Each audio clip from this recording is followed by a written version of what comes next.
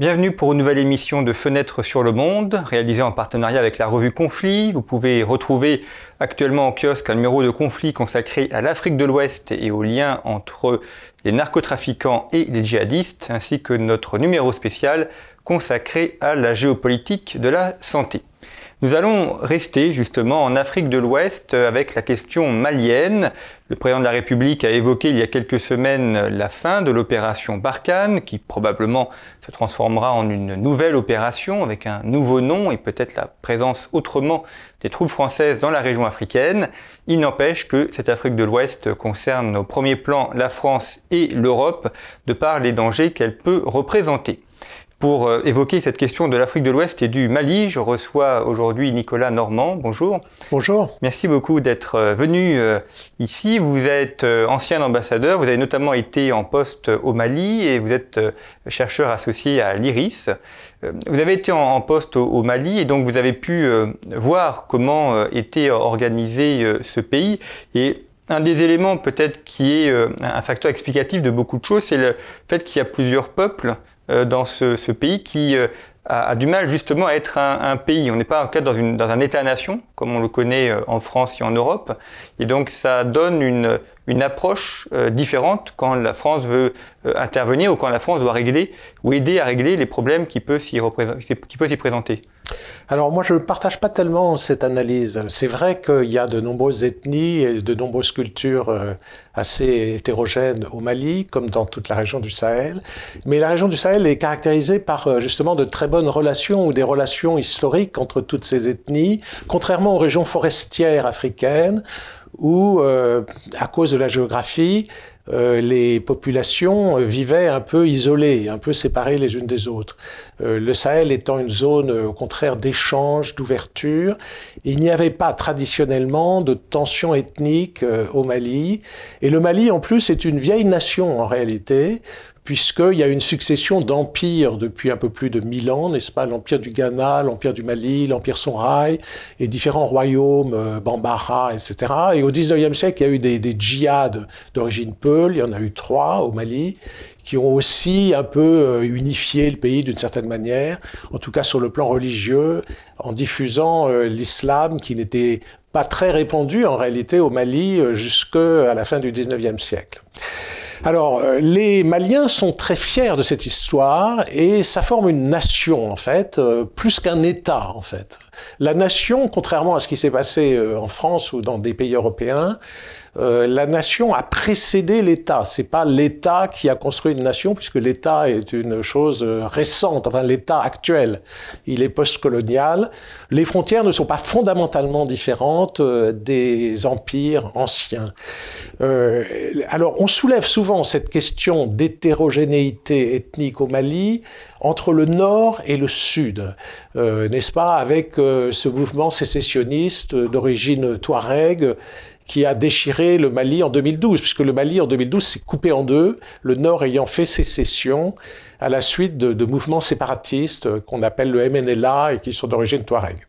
Alors en réalité, il faut savoir que le nord du Mali lui-même, le septentrion malien, il ne faut pas dire le nord Mali, c'est une formulation qui déplaît aux Maliens, il faut dire le nord du Mali. Ouais.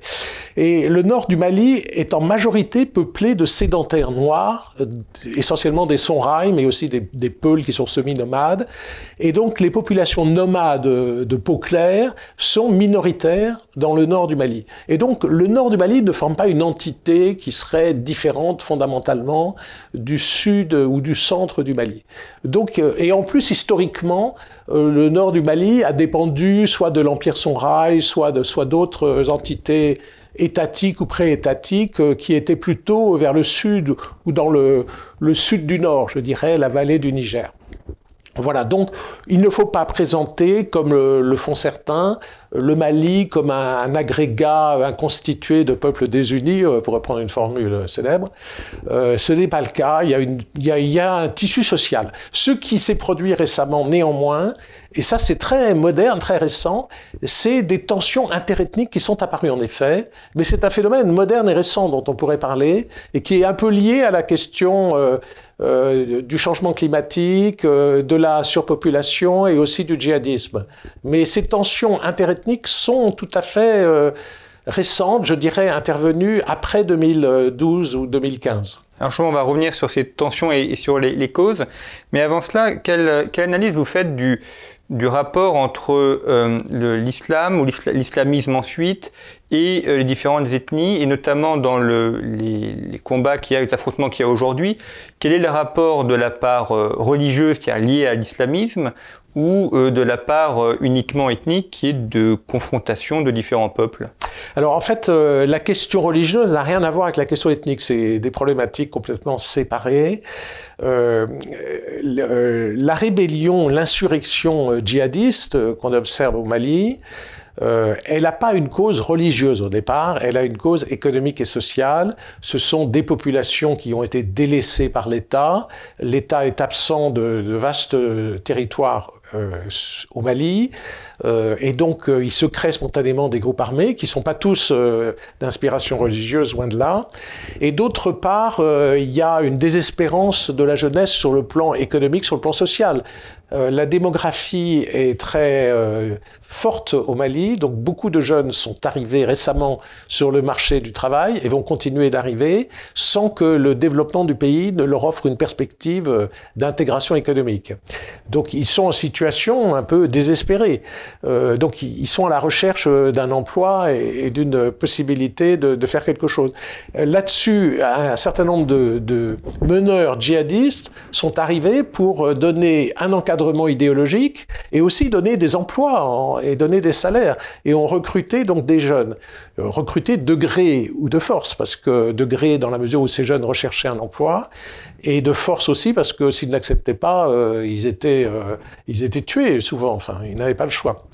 Voilà, alors ça c'est l'aspect insurrectionnel djihadiste. Donc les racines du mal sont essentiellement économiques et sociales, et des leaders djihadistes inspirés par Al-Qaïda ou par l'État islamique Daesh ont exploité cette situation de tension économique et sociale pour encadrer ces mouvements. Maintenant, vous avez par ailleurs, et indépendamment de ça au départ, un phénomène de tension interethnique dans certaines zones qui est dû simplement à une concurrence entre les pasteurs, éleveurs et les agriculteurs sédentaires. Traditionnellement, c'était plus ou moins harmonieux, il y a toujours eu des tensions quand même. Ces tensions se sont aggravées à cause de la pression démographique qui a augmenté, c'est-à-dire qu'il y a de plus en plus de personnes qui vivent dans l'agriculture et dans l'élevage, et les terres sont devenues insuffisantes. Les parcours des pasteurs empiètent sur les zones agricoles, ça crée des tensions. Autrefois, ces tensions étaient moindres, je l'ai dit, mais aussi elles étaient arbitrées par les chefs traditionnels, par les élus locaux, ou éventuellement par l'État avec les sous-préfets. Il y avait voilà. Et aujourd'hui, les djihadistes ont exploité ces tensions en tuant les autorités qui arbitraient ces conflits entre pasteurs et agriculteurs, et de sorte que les agriculteurs et les pasteurs s'affrontent sans médiation, sans arbitrage. J'ajoute à cela que les djihadistes ont favorisé les pasteurs par rapport aux agriculteurs et ont cherché à diffuser leur idéologie chez les Peuls en particulier, donc une population de pasteurs, en exploitant le fait que les pasteurs étaient un peu, comment dire, discriminés dans le Mali moderne, parce qu'ils n'étaient pas sédentaires, parce qu'il y avait des antagonismes traditionnels, et parce que les pasteurs au XIXe siècle dominaient, enfin les Peuls dominaient le Mali au XIXe siècle. Donc ils ont perdu leur statut social, une bonne partie de leur statut social et de leur pouvoir. Le Mali était dirigé par des Peuls, n'est-ce pas, que ce soit dans la région du Massina, ou que ce soit ensuite le djihad de El Hadj Omar Tall, c'était des Peuls musulmans, soit de la Kadiriya pour Sédou Amadou dans le royaume du Massina, soit de la Tijaniya pour les Peuls qui sont venus avec El Hadj Omar Tall à partir de 1840. Les autres sont venus un peu avant. Et donc, ils dominaient le Mali. Dans le Mali moderne, les Peuls ont perdu le pouvoir politique et ont perdu aussi le pouvoir économique. Donc, sont en situation de difficulté. Et plus la surpopulation, le développement de l'agriculture. Donc, les Peuls sont en crise, en fait. L'élevage est en crise. Et cette crise a été exploitée par les djihadistes. Les djihadistes ont pris le parti des Peuls, ont cherché à développer leur idéologie auprès des Peuls. Alors tous les Peuls ne sont pas djihadistes et tous les djihadistes ne sont pas Peuls, mais néanmoins il y a un peu cet amalgame qui est fait, et aujourd'hui les tensions interethniques sont aussi colorées par cette dimension islamique, parce que les populations sédentaires, je pense aux Bambara et aux Dogons, ont souvent formé des milices d'autodéfense sous le prétexte qu'ils étaient attaqués non pas par des éleveurs, mais par des djihadistes. Et donc ils ont fait l'amalgame éleveurs-djihadistes, et la situation a dégénéré et est un peu hors contrôle. Les Peuls, c'est un peuple qui n'est pas présent uniquement au Mali, on en trouve dans d'autres pays d'Afrique. On les trouve dans toute la région sahélienne, depuis même la Guinée jusqu'à assez loin à l'est. En tout cas, ils sont assez présents au Niger. Dogons, en revanche, eux, sont uniquement au Mali, sur les hauts plateaux. Tout à fait dans une région très localisée autour de Bandiagara, au Mali. Ouais. Est-ce qu'on sait comment se financent les djihadistes? Parce que la guerre coûte cher.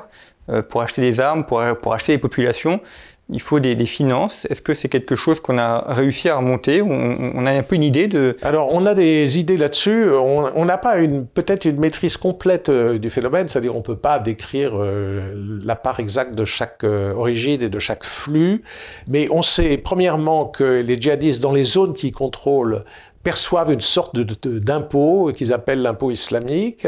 D'autre part, ils exploitent l'or artisanal, ou ils contrôlent les zones d'exploitation d'or artisanal, et ils perçoivent des taxes là-dessus aussi. On sait qu'il y a des prises d'otages qui ont quand même rapporté beaucoup d'argent, encore récemment.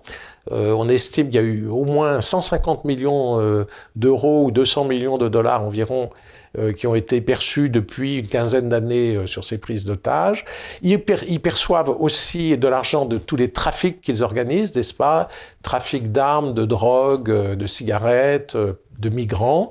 Et enfin, dernière source de financement, ils reçoivent de l'argent de Daesh, du Moyen-Orient. Il y a des transferts financiers qui ont été démontrés. Pas seulement d'ailleurs des transferts financiers, des transferts en nature, c'est-à-dire en matériel et aussi en conseillers, qui sont arrivés de Syrie, d'Irak et aussi de Libye, pour aider matériellement et financièrement, le cas échéant, les différents groupes djihadistes. Donc il y a quand même un lien qui existe avec les centrales Al-Qaïda d'un côté et Daesh de l'autre. Est-ce qu'ils ont des liens avec les frères musulmans en Égypte ou avec les islamistes d'Algérie? Alors, les frères musulmans, vous savez, c'est pas bien qu'ils soient classés groupe terroriste en Égypte, ils ne sont pas terroristes. Les frères musulmans sont des islamistes qui veulent prendre le pouvoir par la voie légale. Voilà. Et on l'a vu en Égypte, ils se sont présentés à des élections, ils ont gagné les élections, n'est-ce pas? Et c'est ensuite qu'ils ont été chassés du pouvoir par un coup d'État militaire. Et en Turquie, ce sont aussi un régime inspiré des frères musulmans qui est au pouvoir. Donc les frères musulmans ne sont pas du tout dans la voie terroriste. Cela étant, les fondateurs du djihadisme moderne, notamment Saïd Qutb, est un ancien frère musulman. Donc ce sont des dissidents des frères musulmans qui ont théorisé le djihad au XXe siècle à partir du salafisme. Le salafisme, c'est une réforme moderne de l'islam qui date du XXe siècle en réalité, même s'il s'agit de revenir, n'est-ce pas, aux origines supposées de l'islam. C'est une réforme moderne mais rétrograde évidemment, qui se tourne vers le passé. Et ça n'entraîne, le salafisme, il peut être quiétiste, il peut être politique non violent, ou il peut être politique armé. N'est-ce pas? Il y a trois branches du salafisme. Et le salafisme armé a été théorisé par un dissident des frères musulmans qui était Saïd Qutb, qui a été pendu en Égypte en 1966. Voilà.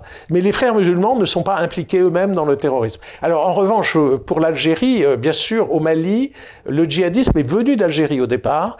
Il est venu du GSPC, le groupement salafiste pour la prédication et le combat, qui était impliqué dans la guerre civile dans les années 90 en Algérie, et eux-mêmes, c'était d'anciens combattants en Afghanistan, d'anciens combattants algériens en Afghanistan. Par exemple, Mokhtar Belmokhtar était un Algérien vétéran d'Afghanistan qui était installé au Mali et qui vivait dans les trafics de cigarettes, on l'appelait Mr. Marlboro, avant qu'il verse complètement dans le terrorisme. Aujourd'hui, il est mort, il a été tué dans les combats anti-djihadistes, parce que tous ces jeunes qui rejoignent les mouvements djihadistes, le problème c'est que leur espérance de vie est très courte. Hein. La plupart meurent très jeunes dans les affrontements entre les djihadistes et les forces armées, voire les affrontements entre djihadistes, puisque les partisans de Al-Qaïda, qui sont le JNIM ou GSIM, le groupement pour la défense des musulmans et de l'islam, s'opposent à l'État islamique au Grand Sahara de Walid al-Saharoui. Et donc il y a des combats entre eux aussi. Oui, ce point est important parce que on a parfois l'impression de raccourcir les choses en présentant une sorte de djihad international qui serait en lutte contre les pays d'Afrique ou contre l'Occident, alors qu'il y a des oppositions à l'intérieur même de ces courants, des luttes violentes et des assassinats de part et d'autre. Donc on n'a pas une uniformisation du djihad. Tout à fait. Et même au sein de la branche Daesh, État islamique, il y a aussi des combats, puisqu'on l'a vu avec Boko Haram, n'est-ce pas? Boko Haram a éclaté en deux morceaux qui se réclamaient tous les deux de Daesh. Le Boko Haram traditionnel et le Boko Haram actuel. Le chef de Boko Haram a été assassiné il y a quelques semaines par justement, les dissidents. Oui. Voilà, et entre eux, en dehors de cet assassinat récent, il y avait eu beaucoup d'éliminations entre eux. Et ça continue de se produire. Alors ça, c'est interne à chacun des mouvements. Mais au Mali, il se trouve que il y a vraiment les deux mouvements qui sont présents, qui sont en compétition. Le JNIM, qui est le mouvement rattaché à Al-Qaïda et qui est dirigé par Yad Ghali, est légèrement majoritaire, mais il ne fait pas beaucoup plus de la moitié des attentats ou des victimes. Et le IGS donc, fait l'autre moitié. Alors, il se distingue un peu, parce qu'il y en a un qui est un peu plus radical que l'autre. Hein. Le IGS de Walid al-Saharoui s'attaque davantage aux civils par rapport à l'autre qui s'attaque davantage aux militaires et aux représentants de l'État. Et il y en a un qui est un peu plus radical que l'autre parce qu'il vise plutôt à terroriser les populations, justement, en attaquant essentiellement des civils, tandis que le JNIM cherche plutôt à séduire les populations pour les attirer vers lui. Alors que peut faire la France dans cet état-là de fait avec ces différentes composantes? Écoutez, la France, elle intervient dans cette affaire parce que les armées sahéliennes, entre autres l'armée du Mali, n'est pas actuellement, et depuis un certain temps, depuis 2012, n'est pas en mesure de résister, de contenir et de repousser les djihadistes. Donc, vous le savez, le Mali a fait appel à la France en 2012, au moment où le Mali était coupé en deux et tout le nord du Mali était tenu par les djihadistes. Donc, Serval, qui est intervenu à partir de janvier 2013, a permis de réunifier le Mali, enfin avec des nuances, parce qu'il y avait en même temps un mouvement séparatiste qui a pris la ville de Kidal en otage. Et la question a été traitée par l'accord d'Alger qui prévoit la fin du séparatisme et un système d'autonomie de chacune des régions qui est censé faire disparaître la question séparatiste au nord. Donc normalement, le nord du Mali et le reste du Mali devraient être réunifiés par l'accord d'Alger dans un système de décentralisation, de régionalisation poussée. Mais la France, pour répondre à votre question, elle est là pour aider l'armée malienne et l'armée du Niger et du Burkina Faso, essentiellement, à résister et à contenir les djihadistes. Si vous retirez cette aide de Barkhane, à partir de 2014, l'armée française au Sahel s'appelle Barkhane. Et eh bien, tout ce qui se passe est très simple à voir et à comprendre. Les principales villes du Mali, et sans doute du Niger ensuite et du Burkina Faso, tomberaient aux mains des djihadistes et finalement les djihadistes s'empareraient du pouvoir au Sahel, comme ils l'ont fait, n'est-ce pas, de 1996 à 2001 en Afghanistan, où ils avaient pris Kaboul. Les talibans avaient pris Kaboul pendant plusieurs années, jusqu'à que les Américains les en chassent. Alors pour éviter la répétition de ce type de scénario, c'est-à-dire l'instauration d'une dictature totalitaire, islamiste et rétrograde au Sahel, il y a un volet militaire qui est de contenir et de repousser ces groupes djihadistes. C'est ça que fait l'armée française. Bien entendu, on ne peut pas gagner la guerre contre les djihadistes, il s'agit simplement d'éviter de la perdre. Perdre la guerre, ça veut dire que ces djihadistes prennent le pouvoir. Ne pas gagner la guerre, ça veut dire les empêcher de prendre le pouvoir, et ça donne un intervalle de temps pendant lequel les États sahéliens peuvent traiter les racines du mal. Les racines du mal, c'est peut-être l'explosion démographique, c'est le désespoir de la jeunesse qui n'a pas d'emploi, c'est l'absence de l'État dans les zones rurales, donc il faut créer des services publics au bénéfice de la population. Il faut que l'État également soit apprécié de la population. Voilà, donc c'est ça les principales tâches pour traiter les racines du mal. Il y en a d'autres. Il y a l'aspect religieux, il faut dénoncer les dérives religieuses, etc. Il faut déradicaliser les jeunes, leur proposer une alternative, etc. Et ça, c'est pas du ressort de l'armée, c'est du ressort ça, c'est du politique. pas du ressort de l'armée. Ça, ce sont les volets civils de la lutte anti-djihadiste. Malheureusement, ces volets ne sont pas très développés. C'est-à-dire que lorsque Barkhane libère des territoires, chasse les djihadistes, l'administration malienne ne prend pas le relais pour l'instant, parce qu'elle n'a pas sans doute les moyens de le faire, et donc le territoire reste sans maître. Ça reste un Far West sans shérif, et à ce moment-là, les groupes djihadistes peuvent revenir, et la population se trouve de nouveau abandonnée. Parce que vous faites la comparaison avec l'Afghanistan, mais Joe Biden a annoncé le retrait des troupes américaines, et on voit bien que le risque, c'est que l'Afghanistan revienne comme en 2001, donc avant l'intervention américaine. Et est-ce que au Mali et celle de manière générale, avec la fin de Barkhane, est-ce qu'on ne va pas revenir comme en 2012 ? Alors, la fin de Barkhane, c'est la transformation de Barkhane. C'est pas du tout la même chose qu'en Afghanistan avec les Américains.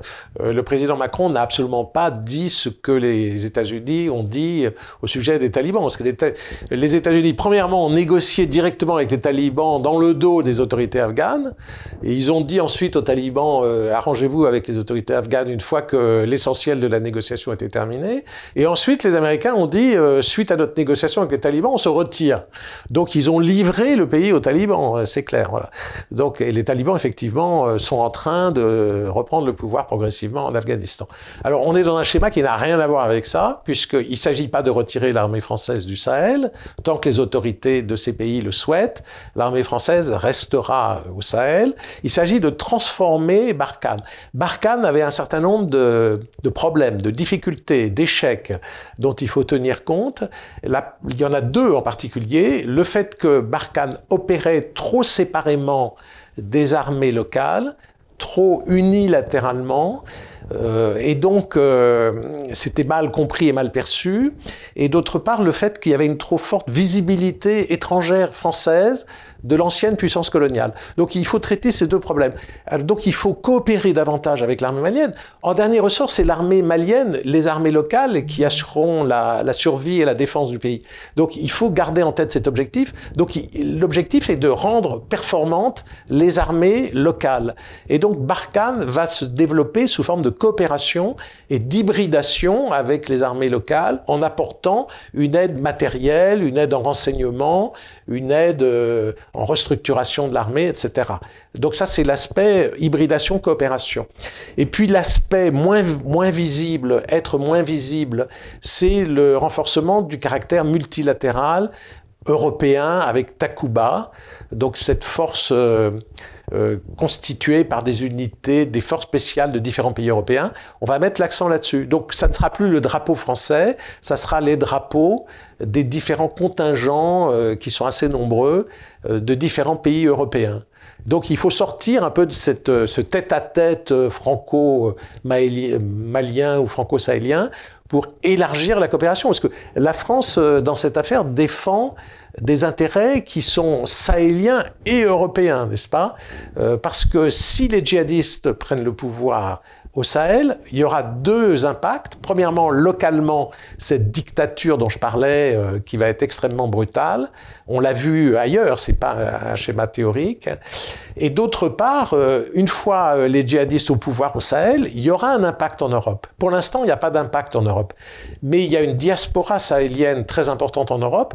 Elle resterait en contact avec les autorités des pays sahéliens. Si ces autorités deviennent djihadistes, ils tenteraient à ce moment-là d'influencer la diaspora et d'utiliser une partie de la diaspora pour faire des attentats en Europe. Donc ce schéma qui n'existe pas actuellement, qu'on a vu en revanche du temps de Daesh en Irak et en Syrie, hein, qui fonctionnait avec la diaspora née en France souvent, mais quand même restée en lien avec les pays arabes, il se produirait le même phénomène, c'est-à-dire que des éléments de la diaspora sahélienne en France seraient sans doute instrumentalisés par les autorités djihadistes, s'il y avait des autorités djihadistes au Sahel, pour faire des attentats en France. Donc on fait de la prévention. Barkhane, du point de vue des intérêts franco-français ou européens, fait de la prévention au Sahel en empêchant les djihadistes de s'emparer du pouvoir.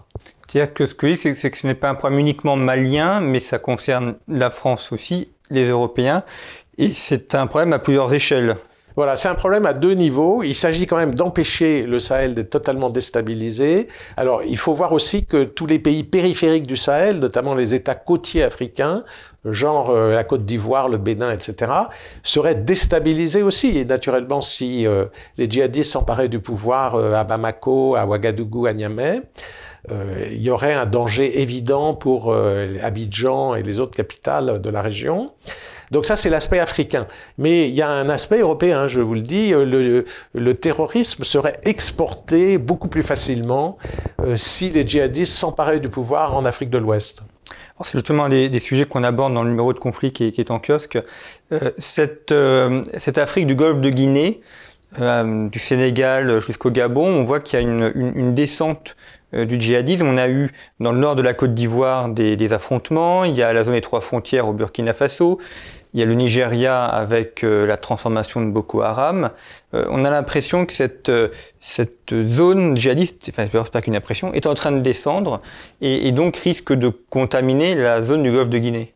Oui, tout à fait. Alors, au Nigeria, le phénomène est ancien, n'est-ce pas? Il est plus ancien que dans le Sahel, proprement dit. Ça date de 2007, n'est-ce pas? Et il y a aussi la Somalie, qu'il ne faut pas oublier, qui date de 2007, fin 2006. Donc ça a précédé d'environ 6 ans ce qui se passe au Sahel. Et aujourd'hui, on observe aussi, en dehors de l'Afrique de l'Ouest, l'extension du djihadisme en Afrique centrale. Alors pas pour l'instant en République centrafricaine, mais en RDC avec le mouvement ADF, qui est quand même le groupe le plus violent, le groupe armé le plus dangereux, le plus meurtrier. Et puis au Mozambique, n'est-ce pas, essentiellement donc aussi en Afrique australe. Mais pour revenir à l'Afrique de l'Ouest, il y a une expansion, on le voit bien, comme vous l'avez rappelé, il y a eu plusieurs attentats au nord de la Côte d'Ivoire, plus un au sud de la Côte d'Ivoire aussi il y a quelques années, sur la région côtière directement, et qui étaient entrepris par des Maliens, en l'occurrence en Côte d'Ivoire. Vous savez qu'il y a une diaspora sahélienne très importante dans les États côtiers d'Afrique de l'Ouest aussi. Étant donné le manque de développement, le retard de développement dans le Sahel, étant donné que les régions côtières sont beaucoup plus développées, il y a une immigration très forte du Sahel vers les États côtiers. Alors, les djihadistes peuvent exploiter ces diasporas et de toute façon, il y a une espèce de tendance à l'expansion des populations sahéliennes vers les zones périphériques. Vous évoquiez la Centrafrique. Un des faits un peu nouveaux ces dernières années, c'est la rivalité avec la Russie, qui a été parfois assez virulente, notamment sur l'usage de certains réseaux sociaux. Mais on voit que la Centrafrique devient une pomme de discorde entre la France et la Russie.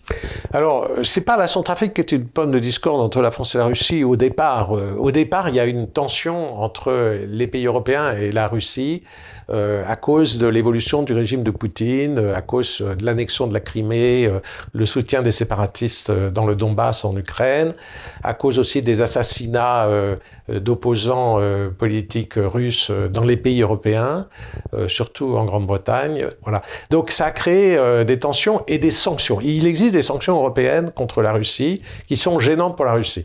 Et d'autre part, la Russie, vous le savez, a développé aussi une idéologie anti-occidentale basée sur le traditionnalisme, le rejet de l'universalisme individualiste, etc. Et donc, il existe ces tensions indépendamment de la Centrafrique. Alors, il se trouve que en Afrique, la Russie utilise ce qu'elle peut pour contrer les intérêts européens. Alors, avant de parler de la Centrafrique, on voit bien qu'au Mali, il y a des propagandes, il y a des vidéos, la désinformation contre la présence française, Barkhane, etc., qui est très développée. On a vu aussi à Bamako des manifestations pro-russes, anti-françaises, avec des drapeaux russes, etc. Bon, les Russes n'ont pas l'intention, apparemment, de venir au Sahel, parce qu'il n'y a pas grand-chose à tirer économiquement pour eux d'un tel effort. En revanche, en Centrafrique, c'est un pays très peu peuplé qui regorge de richesses, n'est-ce pas? Les groupes armés qui sont en Centrafrique ne sont pas là pour des raisons idéologiques, ils sont là pour exploiter des richesses. Il y a des groupes qui exploitent le diamant, il y a des groupes qui exploitent l'or, et il y a des groupes qui exploitent le bétail. Alors, les Russes ne sont pas arrivés avec une aide militaire comme la France, une aide gratuite. Ils sont arrivés avec des mercenaires. Les mercenaires, il faut les payer. Et les mercenaires, Wagner, notamment. Wagner, du groupe Wagner. Et ces mercenaires, ils se payent en s'associant à des groupes armés, en connivence évidemment avec les autorités de Bangui, pour exploiter directement des richesses. Donc, ils se payent en nature, en diamants et en or. Parce qu'ils exploitent ça en même temps que les groupes armés. Voilà. Donc, alors c'est vrai qu'ils assurent la sécurité du régime. Le régime est lui-même, le régime du président Taoudera est lui-même, ça a été dit publiquement même par le président de la République française, est lui-même en connexion avec ces groupes mafieux et avec les mercenaires russes. Donc ensemble, ils exploitent et ils pillent les richesses de la Centrafrique. Donc c'est la raison pour laquelle la France se retire de Centrafrique, parce qu'on ne coopère pas avec un régime de ce type qui ne répond pas à des normes de bonne gouvernance. Et les Russes, eux, n'ont pas ces scrupules de démocratie et de bonne gouvernance, et au contraire favorisent le groupe Wagner, donc des mercenaires qui exploitent les richesses locales. Et l'autre fait nouveau également, c'est la venue de la Chine, alors là aussi sur des sujets économiques ou pour les questions de prêts ou de création d'infrastructures dans les pays africains.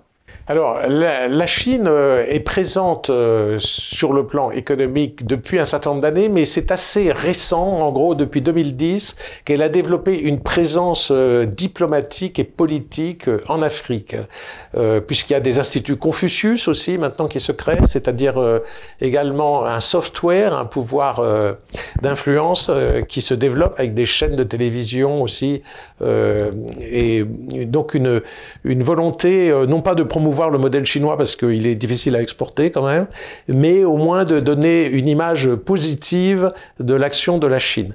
Cela étant, l'action de la Chine en Afrique, elle est essentiellement économique. Donc, il y a une complémentarité très grande entre l'Afrique et la Chine. La Chine est très développée, enfin assez développée, et a besoin de matières premières pour son industrialisation rapide.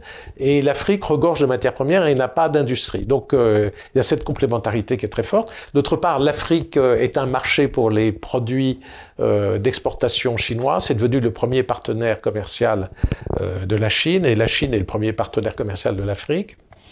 Donc il y a une complémentarité. Alors ce qui est nouveau, c'est cette présence politique. Alors ça a commencé par une présence dans les opérations de maintien de la paix. Beaucoup de casques bleus sont chinois maintenant, ce qui est tout à fait nouveau en Afrique. Donc il y a des Chinois dans la MINUSMA au Mali, dans la MINUSCA en Centrafrique et dans la MONUSCO au Congo RDC, et on voit bien que maintenant les Chinois essayent d'avoir une influence aussi. Mais ils n'apportent aucune aide au développement proprement dit, sauf un certain nombre de dons en grandes infrastructures très visibles.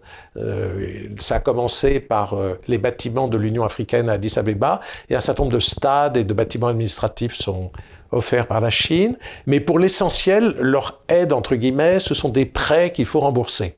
Donc, ils sont très présents dans le secteur des infrastructures, mais en faveur des entreprises chinoises, puisqu'il s'agit de prêts. Ouais. Et donc, si les pays ne peuvent pas rembourser, c'est ensuite quand il commence à se poser un sérieux problème de remboursement de la dette chinoise, il faut rappeler que les pays occidentaux ont annulé leur dette vis-à-vis des pays pauvres africains, des pays même à revenus intermédiaires africains. Donc les pays africains se sont réendettés auprès de la Chine. Alors, cette question commence à se poser, c'est-à-dire qu'il y a des cas où la Chine a signé des contrats où ils sont payés en nature, c'est-à-dire le pétrole de l'Angola, les matières premières de la RDC, je vais dire des minerais, sont exportés directement pour payer la dette. Donc, alors c'est quand même un appauvrissement pour ces pays, puisqu'ils ne reçoivent pas de recettes, ça sert à payer la dette. Et dans certains cas, la Chine s'empare des infrastructures qu'elle a financées. Ça s'est vu surtout au Sri Lanka, je crois, en Asie. Ça pourrait se voir en Afrique. Donc, il peut y avoir des tensions. Donc, c'est un problème qui va se présenter surtout pour l'avenir. Donc, la Chine aura le choix entre annuler sa dette ou gérer des tensions. Ce qui est finalement, elle va être confrontée au même problème que la France. Elle sera confrontée au même problème que la France. Sauf que la France, il n'y avait pas vraiment de tension. C'était en fait plutôt une incapacité des pays à nous rembourser. Ouais. Et dans ces rapports entre Russie, Chine et France, quels pourraient être pour l'avenir les avantages de la France ou les atouts de la France? On a l'impression que sur un certain nombre de sujets en Afrique, celle-ci est en recul, voire en rejet même, de la part des populations avec des manifestations anti-françaises. Est-ce qu'on a encore des atouts à jouer dans la région? Alors, moi je ne vois pas tellement l'Afrique comme un terrain de confrontation et d'influence entre les puissances. Je pense que l'important, ce n'est pas cela. L'important, c'est que les pays africains choisissent les meilleurs partenaires. Voilà. Et donc, c'est une bonne chose que les partenaires russes, chinois, européens, américains ou autres, turcs aussi, il y a l'Inde, il y a la Turquie, il y a d'autres partenaires. Il est important que ces partenaires soient présents dans les pays africains et soient en compétition les uns avec les autres. C'est une bonne chose. C'est une bonne chose parce que ça favorise le développement de l'Afrique et tout le monde est bénéficiaire si l'Afrique se développe, y compris les entreprises françaises, in fine. Donc cette multiplication des partenariats est une bonne chose. Il ne faut pas le voir sous la forme d'une lutte d'influence. Ça, c'est une logique de guerre froide. Alors c'est vrai qu'il y a des cas particuliers comme la Centrafrique où les Russes cherchent à se venger de l'Europe en utilisant le terrain africain, mais c'est un cas particulier. Normalement, la multiplication des intervenants en Afrique est quelque chose de bénéfique pour les Africains parce que ça leur offre plus de choix et plus de possibilités. Alors, pour revenir à votre question, la France, elle a des atouts, mais qui doivent se mettre dans cet ensemble. C'est-à-dire, il faut que les entreprises françaises soient les mieux disantes, offrent le plus de services pour être choisies. Si ce n'est pas le cas, c'est normal et je dirais que c'est une bonne chose qu'elles ne soient pas choisies. Les pays africains doivent prendre le meilleur. Voilà. Alors maintenant, ça c'est l'aspect économique. Il y a aussi l'aspect aide publique au développement. L'aide publique au développement, elle est nécessaire, je dirais malheureusement, dans le cas des pays les plus pauvres pour financer tout ce qui ne peut pas l'être par l'économie, c'est-à-dire certaines infrastructures. On ne peut pas emprunter pour rembourser pour des routes qui ne génèrent pas de recettes. Les écoles, ça génère pas de recettes, les écoles publiques, normalement, les services de santé, etc., ça génère pas beaucoup de recettes. Et donc, il y a besoin d'aide au développement aussi pour préserver l'environnement, etc. Il y a besoin d'aide au développement. La France est un des principaux bailleurs de fonds en matière d'aide au développement, mais c'est plus encore l'Europe aujourd'hui. L'Union européenne est vraiment le premier bailleur de fonds.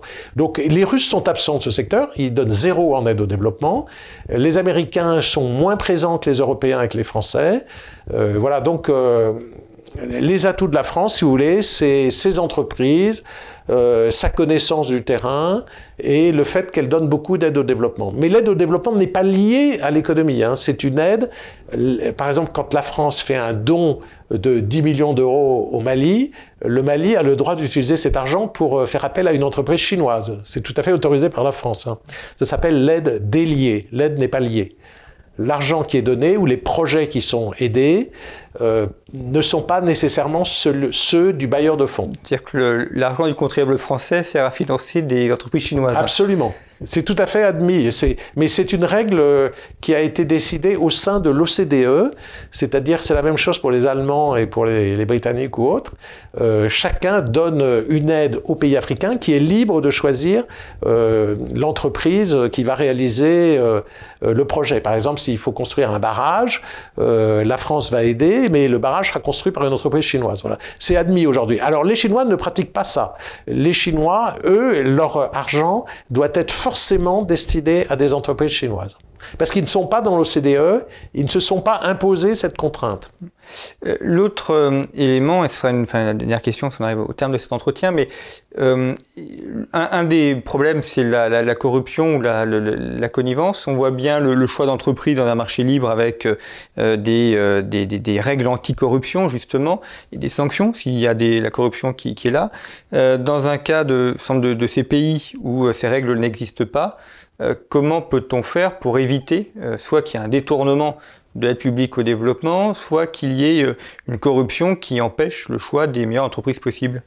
Alors, lorsqu'il y a une aide européenne ou occidentale, en général, on a quand même un droit de regard sur les procédures d'appel d'offres. C'est-à-dire, il faut qu'il y ait un respect de la concurrence. Donc, on ne donne pas de l'argent pour être détourné en faveur éventuellement d'une entreprise chinoise. En revanche, lorsqu'une entreprise chinoise arrive, elle peut proposer des emprunts, des prêts, et là, il n'y a pas appel à la concurrence, puisque l'aide chinoise est liée. Et donc, ça revient pour le pays africain à payer plus cher l'infrastructure financée par un emprunt chinois. Mais les Chinois, les pays africains se laissent quand même séduire. Pourquoi? Parce que l'entreprise chinoise arrive et dit: vous vous occupez de rien, je m'occupe de tout. Donc il n'y a pas de procédure d'appel d'offres très compliquée, il n'y a pas besoin de choisir plusieurs entreprises. L'entreprise chinoise arrive avec ses financements, construit tout et s'occupe de tout. Alors au total, ça coûte plus cher au pays parce qu'il n'y a pas de concurrence. Mais le service est rendu. C'est un service tout fait, si vous voulez, c'est du prêt à porter, mais il n'y a pas d'appel à la concurrence et c'est plus cher. Bien, merci beaucoup, Nicolas Normand, d'avoir évoqué pour nous le conflit, le Mali et cette région de l'Ouest africain. Je rappelle que vous avez été ambassadeur de France au Mali, que vous êtes actuellement chercheur associé à l'IRIS, et puis vous pouvez également retrouver le numéro d'été de conflit qui est consacré à l'Afrique de l'Ouest et aux connexions entre les djihadistes et les narcotrafiquants, et notre numéro spécial de la géopolitique de la santé qui est toujours en kiosque et que vous pouvez également retrouver sur notre site internet revueconflit.com. Merci beaucoup pour votre fidélité et à très bientôt.